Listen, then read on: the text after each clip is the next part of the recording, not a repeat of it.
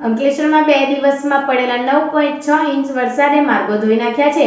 દીવા રોડ પર અડધા કિલોમીટર માર્ગ ડ્રેનેજ લાઇનનું પુરાણ બેસી જતા રોડ તૂટ્યો છે. સિંગલ પટ્ટી રોડ બનતા ટ્રાફિક સમસ્યા સાથે રોડને નુકસાન થઈ રહ્યું છે. અંકલેશ્વરમાં માર્ગ અને મકાન વિભાગની અનદેખીથી વાહન ચાલકો શારીરિક આપડા સાથે વાહનનું નુકસાન વેઠી રહ્યા છે. નવીનગરી વિસ્તારમાં સરગમ કોમ્પ્લેક્સ નજીક પણ રોડ ખાડામાં કે ખારા રોડ છે તેવા હાલ થયા છે. આ ઉપરાંત દીવા રોડ પર અડધા કિલોમીટર માર્ગ પર અસંખ્ય ખાડા જોવા મળી રહ્યા છે.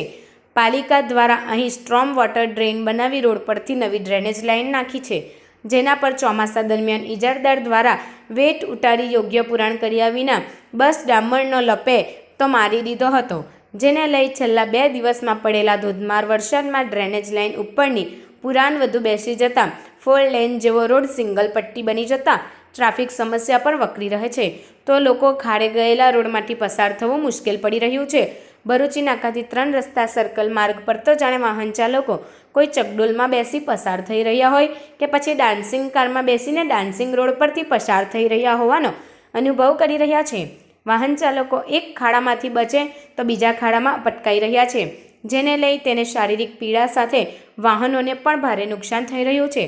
ગળખોલ બ્રિજથી લઈ ચૌટા નાકા સુધી તો એશિયાદનગરથી લઈ સ્ટેશન માર્ગ પર બસ ખાડા જ ખાડા નજરે પડી રહ્યા છે, જે લોકો માટે આફતરૂપ બની રહ્યા છે. તો નવનિર્મિત ONGC રોડ પર ભૂવા બાદ મોટી દરાર પડી રોડ બેસી રહ્યો છે. પાલિકાએ હાલમાં જ આ માર્ગ પાલિકા હસ્તગત કરવાના ઠરાવ પસાર કર્યો છે, જ્યારે ખાડે ગયેલા માર્ગ પર ખાડા પુરાણ કોણ કરશે તેવા સવાલ ઉઠી રહ્યા છે. સ્ટેટ હાઈવેમાં માર્ગ અને મકાન વિભાગ કે પછી પાલિકા હોય, હાલ માર્ગ પર ખાડા પુરાણ કરવામાં આવે એ જરૂરી બન્યું છે. તો દાંડી હેરિટેજ માર્ગનું પણ હાઈવે ઓથોરિટી દ્વારા રિપેરિંગ વર્ક કરાય એ જરૂરી બન્યું છે.